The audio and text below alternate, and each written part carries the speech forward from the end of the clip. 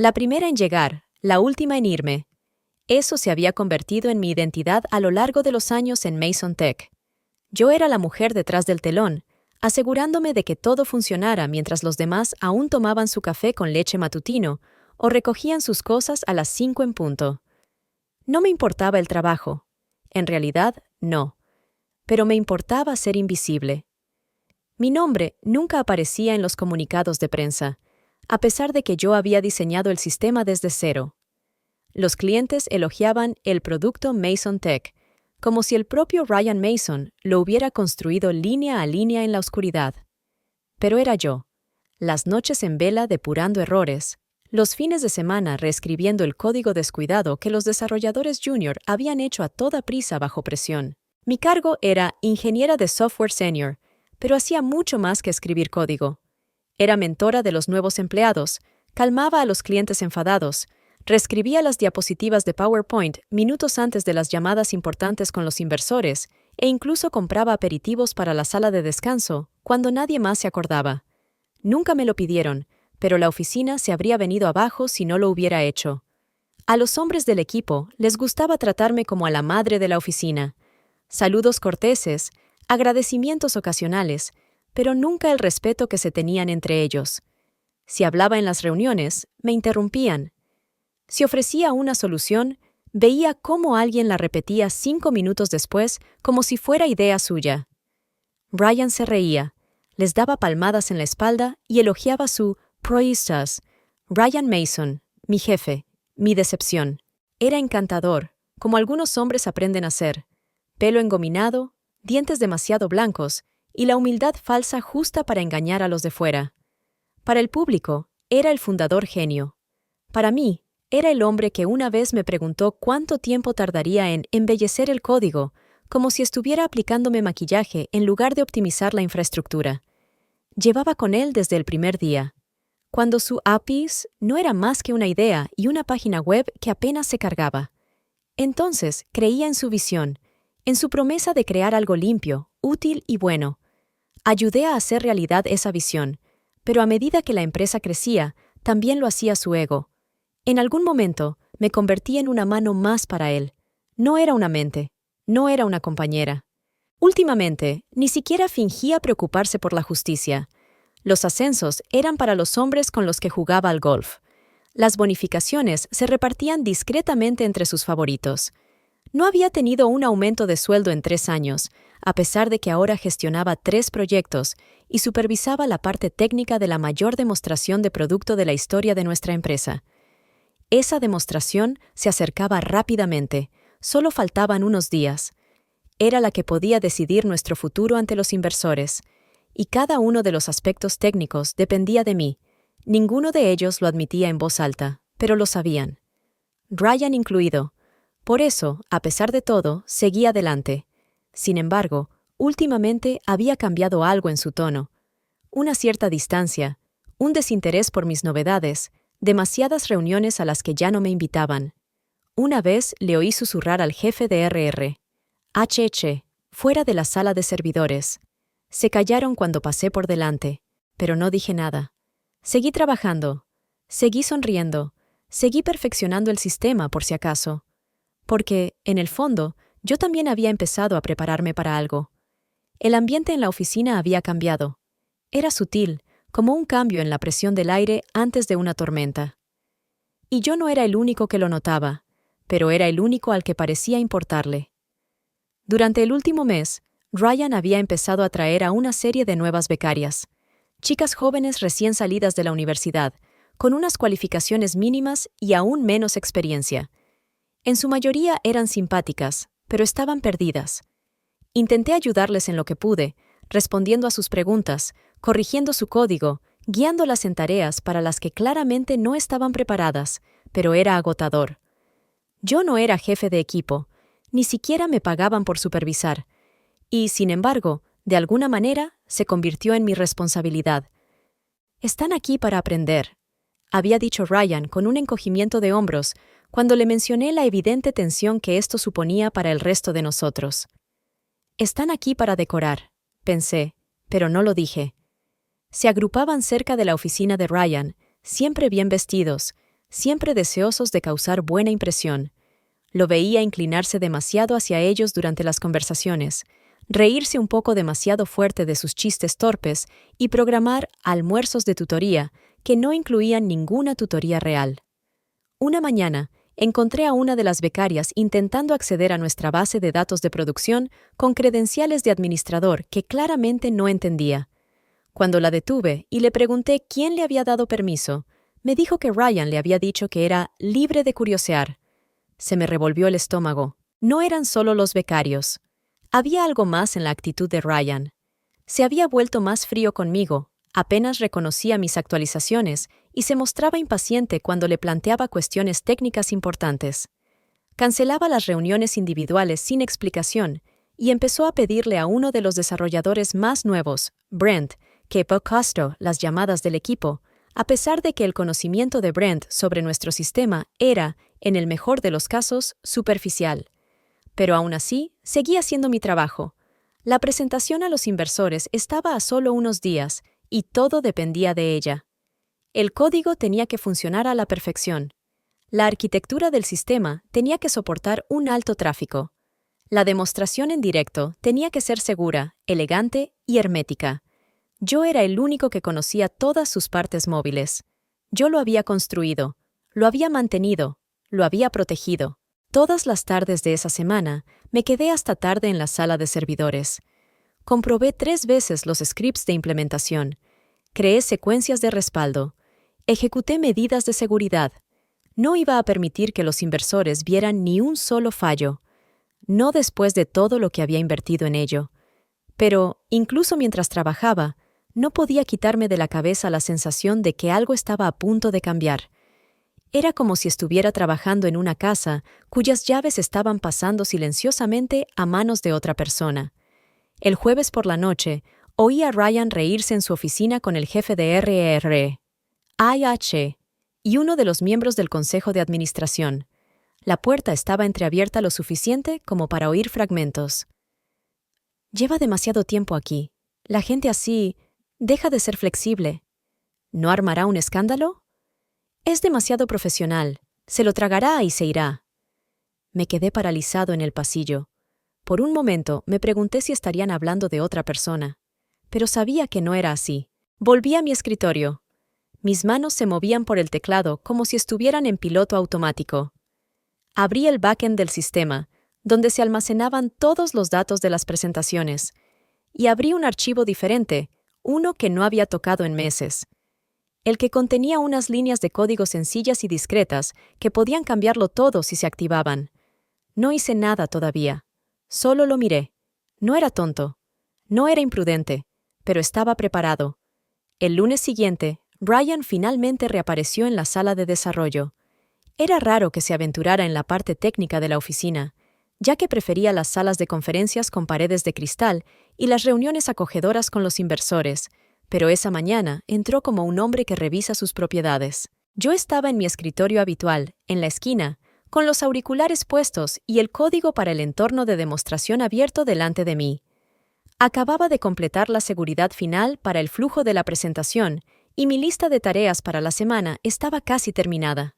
La demo era estable, impresionante, todo lo que él había pedido. Ryan dio unos golpecitos en el escritorio para llamar mi atención y luego me indicó que me quitara los auriculares. «Hola», dijo con ese tono forzadamente informal que usaba cuando quería algo. «¿Cómo va la demo?» «Está lista para probarse. He hecho simulaciones durante el fin de semana y los protocolos de respaldo están listos. Las interacciones en vivo son estables. Se ha perfeccionado la interfaz». Asintió con la cabeza, moviendo los labios como si intentara mostrar agradecimiento, pero sin saber cómo.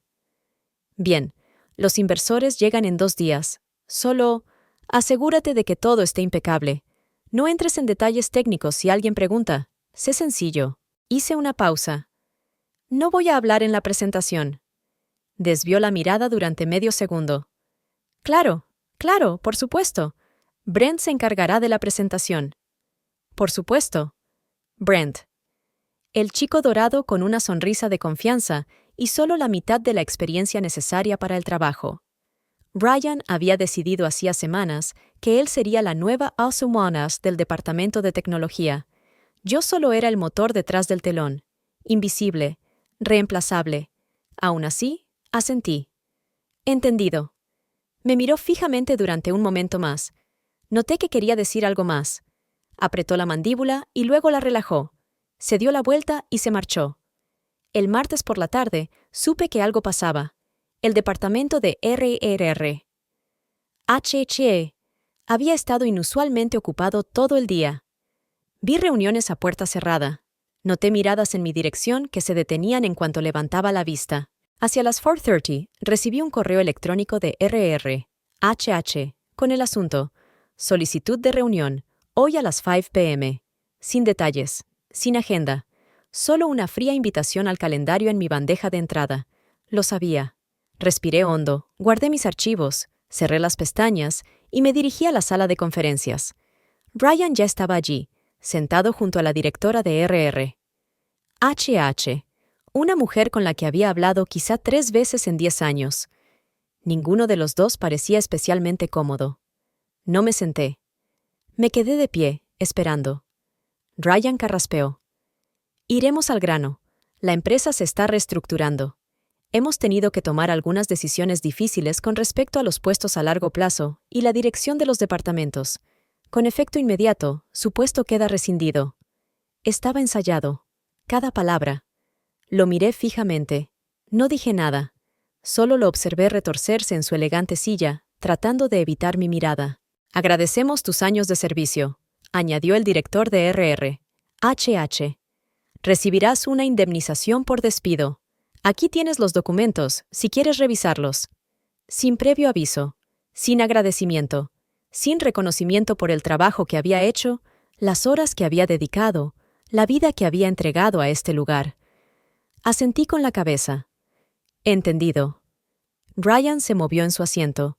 Sé que esto es inesperado, pero confiamos en que se marchará de forma discreta y profesional, como siempre ha hecho.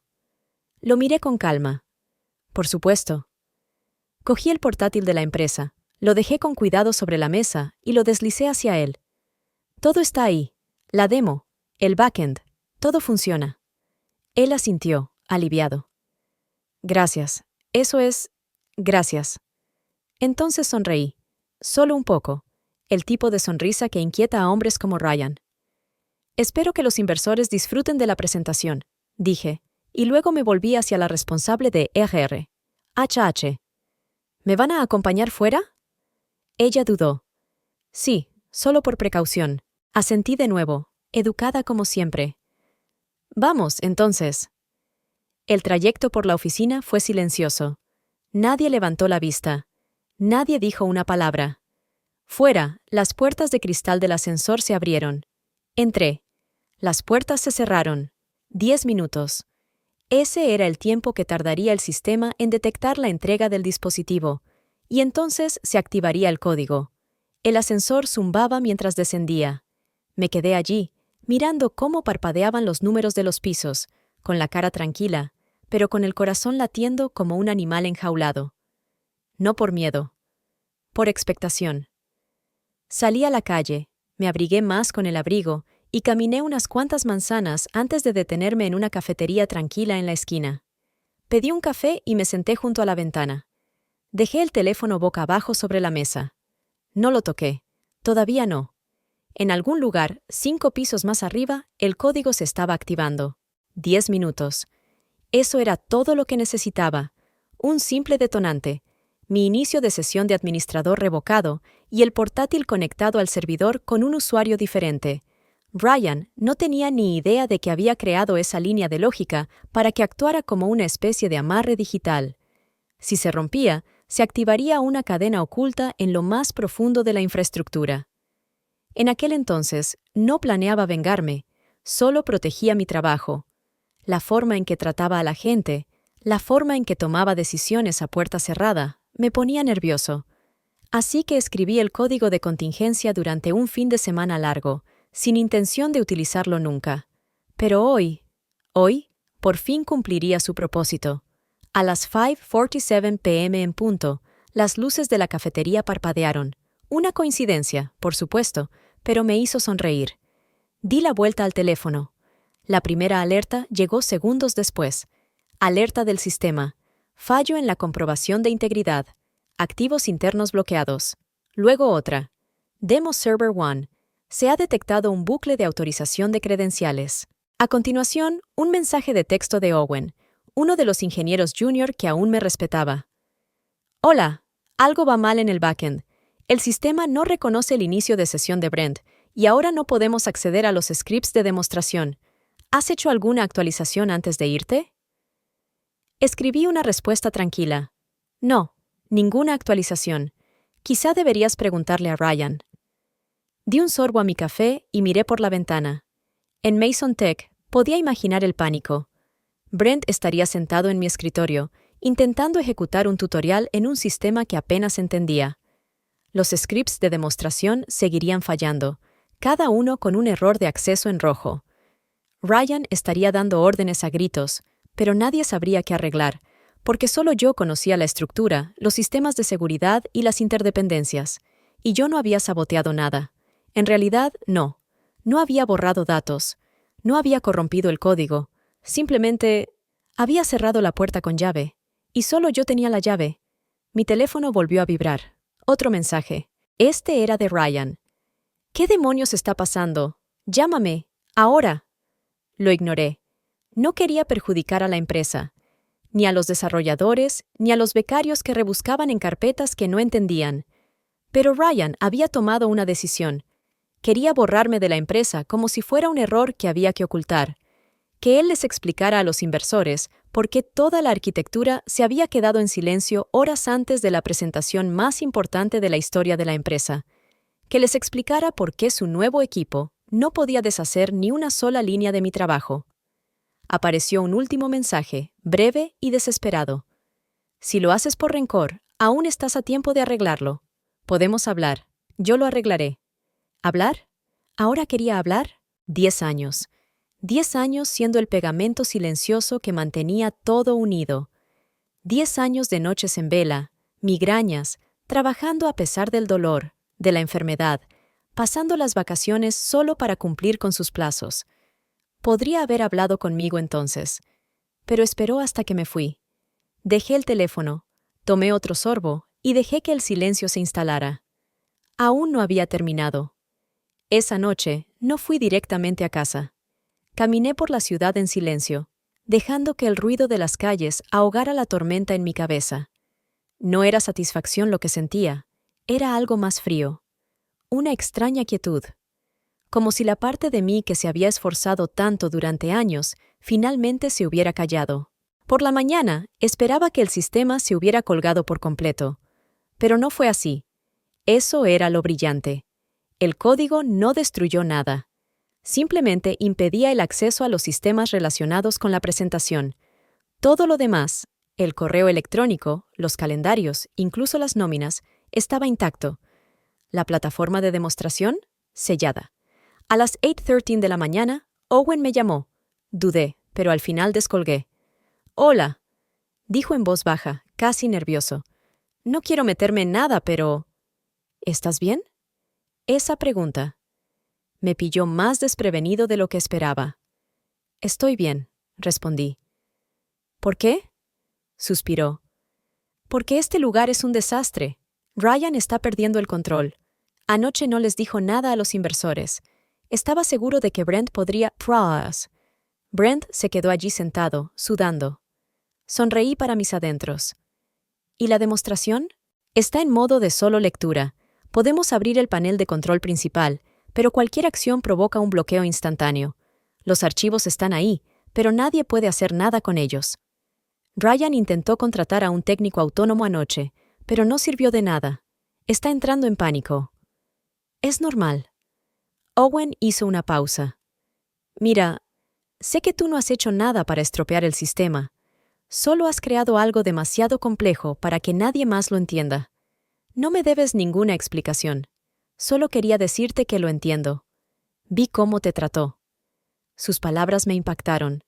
En 10 años, nadie lo había reconocido tan claramente. Te lo agradezco, dije en voz baja. Está intentando engañar a los inversores, continuó Owen. Dice que solo es un problema de sincronización del servidor, pero no se lo tragan. Uno ya se ha ido. Otro ha amenazado con retirar la financiación si la demo no funciona antes del mediodía. Miré la hora. Eran las 9:47. Ryan tenía 2 horas. Y ni idea de a qué se enfrentaba realmente. El bloqueo no era irreversible, pero requería instrucciones de acceso específicas. Una contraseña cifrada que había creado meses atrás y que nunca había guardado en ningún sitio. Solo yo la sabía, y no estaba de humor para perdonar. A las 10:22 apareció otro mensaje de Ryan. Tengo que hablar contigo. Siento cómo han ido las cosas. Vamos a buscar una solución. Palabras vacías. No sentía pena por lo que había hecho. Sentía pena por las consecuencias. No respondí. A las 10:38 volvió a sonar el teléfono. Esta vez era un número desconocido. Dejé que saltara el buzón de voz. Unos segundos después, reproduje el mensaje. Era Ryan. Escucha, te subestimé, ¿vale? Pensé, mira, esta empresa, todo lo que he construido, se está desmoronando. Por favor, si vienes, si desbloqueas el sistema, podemos arreglar esto. Podemos readmitirte. Tendrías un puesto, quizá incluso mejor que antes. Solo llámame. Era casi ridículo. El hombre que me había despedido en una habitación como si fuera un objeto sin valor, ahora me ofrecía más de lo que yo había pedido, porque no tenía otra opción. No borré el mensaje. Tampoco respondí. A las 11 o'clock, Owen volvió a enviarme un mensaje. Los inversores se están marchando. Uno de ellos ha llamado a Mason Tech una mamazo. Ryan está intentando echarle la culpa al sistema y a ti, pero creo que todo el mundo se da cuenta. En ese momento supe que se había acabado. No solo la demostración, la ilusión. Durante años pensé que si trabajaba más duro verían mi valor, que la lealtad significaba algo, que ser callada y fiable me llevaría al reconocimiento. Pero nunca fue así, nunca iba a ser así. Por la tarde, la noticia ya había empezado a filtrarse. Los blogs tecnológicos que normalmente se limitaban a repetir el discurso de relaciones públicas comenzaron a publicar artículos con titulares vagos pero ominosos. Mason Tech, la startup favorita, sufre un fallo técnico inesperado durante la demostración. Los principales patrocinadores se retiran del proyecto Mason Tech tras el caos de la presentación. Una publicación especialmente cruel decía: fuentes afirman que los sistemas internos de Mason Tech eran bulletproof apenas unas horas antes de una presentación clave para los inversores. ¿Les ha costado todo una mala gestión interna? No pude evitar sentir la ironía. Ryan siempre controlaba el discurso, siempre tenía la sartén por el mango. ¿Y ahora? Su silencio era más elocuente que cualquier control de daños que pudiera reunir. Las grietas estaban apareciendo y el mundo estaba mirando. Esa noche, alrededor de las 7, recibí un mensaje de un nombre que no reconocí. Una mujer llamada Dana. Trabajaba en Mason Tech. Me fui hace 2 años. Me enteré de lo que pasó hoy y solo quería decirte, bien por ti. Ese simple mensaje hizo que algo se rompiera dentro de mí. Dana había trabajado en marketing, lo recordaba vagamente. Había desaparecido silenciosamente después de lo que Ryan había llamado problemas de rendimiento. Ahora me preguntaba si solo había sido otra mujer incómoda con demasiada integridad y poca tolerancia para sus juegos. No fue la única que me envió un mensaje. Una especialista en control de calidad a la que había formado hacía 4 años me envió una nota de voz agradeciéndome por ser la única persona que la había tratado como a una compañera. Una becaria del verano pasado se puso en contacto conmigo y me dijo: recuerdo lo tranquila y amable que era cuando yo no paraba de meter la pata. No me hacía sentir estúpida. Eran mensajes breves, pero construyeron algo. Un coro silencioso de voces que me recordaban que no estaba loca, ni era débil ni demasiado sensible. Que quizá había tenido razón todo este tiempo al sentirme utilizada. Pasé la noche revisando mis notas, no sobre Mason Tech, sino sobre una idea que había dejado de lado durante años. Una plataforma más sencilla, más limpia, centrada en las conexiones humanas reales en lugar de en el brillo para atraer a los inversores. Incluso había esbozado algunos bocetos hace años y los había guardado en una carpeta llamada «Algún día». Bueno, quizá Ese día había llegado por fin. A la mañana siguiente, Ryan volvió a llamar. Esta vez no dejó un mensaje de voz, solo una llamada perdida. Y luego otra, y otra. A las 11:04 a.m., finalmente contesté. No quiero pelear, dijo de inmediato. Su voz estaba ronca, cansada, despojada de toda la arrogancia que yo había llegado a asociar con ella. Solo escucha, ¿de acuerdo? No dije nada. Dejé que el silencio tuviera todo el poder. Me equivoqué, dijo. Debería haber manejado las cosas de otra manera. Tú siempre fuiste... Mira, lo hemos perdido casi todo. La junta directiva amenaza con retirarnos el apoyo. Necesito que me ayudes a arreglar esto. Te daré total autonomía. Tú decides tu cargo y tu salario. Director técnico, socio, lo que quieras. Ahí estaba, la desesperación disfrazada de generosidad. No quiero tu título, dije en voz baja. Entonces, ¿qué quieres? Hice una pausa. Luego dije, quiero ver qué haces sin mí. Y colgué. No volvió a llamar. Esa noche, Owen me envió un mensaje más. Sé que no es asunto mío, pero, hagas lo que hagas, me gustaría formar parte de ello. Si necesitas a alguien que todavía cree en construir algo real. Me quedé mirando el mensaje durante un buen rato. Luego abrí la carpeta Algún día y volví a empezar. Al final de la semana, la industria se había dado cuenta. Los medios tecnológicos publicaron análisis detallados de la implosión de Mason Tech. Una nota filtrada de los inversores reveló cómo el sistema de presentación falló misteriosamente y cómo la junta directiva estaba evaluando cambios en el liderazgo. En realidad, eso solo significaba una cosa. Ryan estaba fuera. Sin embargo, más interesantes fueron los mensajes directos que empecé a recibir de nombres desconocidos, ejecutivos, socios de capital riesgo, incluso periodistas. No eran solo cotilleos. Tenían curiosidad, y algunos querían hablar de negocios. Un nombre destacó entre todos. Claire Pruitt, cofundadora de Finch Wave, una empresa competidora de tamaño medio en auge, que había lanzado recientemente una plataforma optimizada para compartir datos. Me envió un mensaje personal. He seguido tu trabajo durante años y me encantaría saber en qué estás trabajando ahora, y quizá cómo podemos formar parte de ello. Quedamos en un restaurante tranquilo 2 días después. Claire era inteligente, directa y refrescantemente honesta. No quería que arreglara Finch Wave, quería invertir en mí. He leído la arquitectura original de tu sistema para Mason Tech. Las partes que escribiste tú, no el texto publicitario. Era limpia, elegante, demasiado buena para lo que han construido a su alrededor. Sea lo que estés planeando, quiero participar. Le conté la idea que tenía, algo más personal, centrado en la usabilidad, la privacidad y la verdadera autonomía del usuario. No un sistema inflado diseñado para presentaciones, sino una plataforma que respetara a las personas que hay detrás de las pantallas. No pestañeó. Pondré el capital inicial, dijo. Pero quiero ver una propuesta, algo real. Era la primera vez en meses que me sentía despierto. Esa noche, Owen y yo trabajamos en su apartamento hasta las 2 de la madrugada. Desempolvamos las viejas notas, reorganizamos el flujo del sistema y creamos una interfaz prototipo limpia. No era llamativa, pero era real. Funcional. Clara. La llamamos Rootline, en referencia al origen, a construir algo honesto desde cero. 3 días después, se lo presentamos a Claire y, sin saberlo, a 3 inversores que habían respaldado inicialmente a Mason Tech. Nos escucharon. Owen se encargó de la presentación. Yo me centré en la visión, la escala y la implementación. Todo fue tranquilo, profesional, sin teatralidades. Cuando terminé, uno de los inversores se reclinó en su silla y dijo: «Esto es lo que pensábamos que íbamos a obtener con Mason Tech». Claire sonrió. «Es lo que vais a obtener ahora, sin el ego». Al final de la semana, 2 de los inversores que habían abandonado la demostración fallida de Ryan firmaron cartas de intención en fase inicial con nosotros.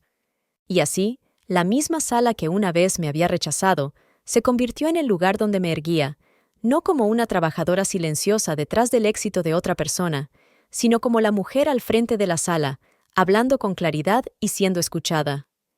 No me regodeé. No mencioné a Mason Tech ni una sola vez. pero sabía que Ryan lo había oído. Los rumores en el sector corrían rápido. En público, Mason Tech había guardado silencio. Sus redes sociales estaban intactas.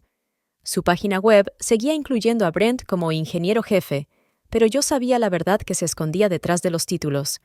El hombre que una vez se burló de mi silenciosa diligencia era ahora un fantasma en la empresa que creía controlar. Y yo estaba construyendo algo que no necesitaba robar para sobrevivir.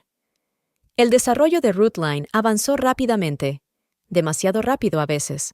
Después de años de esconderme tras una ejecución silenciosa, tuve que adaptarme a ser la persona a la que los demás acudían para tomar decisiones, no solo para arreglar códigos o parches del sistema, sino para ejercer un liderazgo real.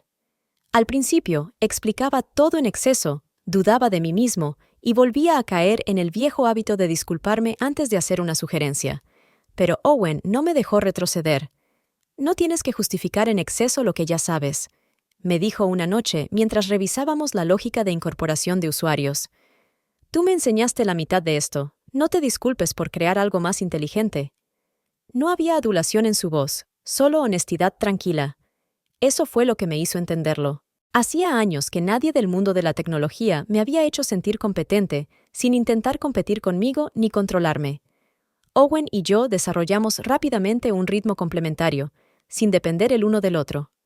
Yo me centré en la infraestructura, la lógica del backend y la integridad. Él creó un diseño limpio e intuitivo para el usuario y redactó la documentación como alguien a quien realmente le importaba que los usuarios la entendieran. Rootline no era una plataforma social. No era una herramienta de networking para el growth hacking o la jerga corporativa. Se creó para equipos comunitarios, pequeñas empresas, organizaciones sin ánimo de lucro, gente que no tenía departamentos de TI ni presupuestos para relaciones públicas. Ofrecía herramientas de colaboración sencillas y encriptadas, y una interfaz para compartir archivos que no vendía los datos de los usuarios al mejor postor. No necesitábamos reinventar la rueda, solo dejar de cubrirla de purpurina y llamarla cohete. Una tarde, mientras esbozábamos los flujos de usuarios en una pizarra compartida, Owen preguntó en voz baja, «¿Alguna vez piensas en lo que habría pasado si le hubieras dicho que sí a Ryan?» Me detuve, con el rotulador en la mano. «Probablemente sería director técnico de una empresa que todavía me trataría como a un asistente», respondí. Él sonrió un poco. «Buena respuesta». «¿Te arrepientes de haberte quedado allí tanto tiempo?» Se encogió de hombros. «Aprendí mucho, sobre todo de ti, pero sí, debería haberme ido la primera vez que le vi atribuirse el mérito de tu trabajo». Era la primera vez que ambos reconocíamos la profundidad de lo que habíamos pasado. Decirlo en voz alta tenía algo curativo, sin rabia, sin rencor, solo la verdad, finalmente pronunciada sin miedo a las consecuencias. Esa noche, después de horas de trabajo, pedimos comida para llevar y nos quedamos hasta tarde en la oficina, viendo cómo los primeros usuarios interactuaban con la versión demo de Rootline.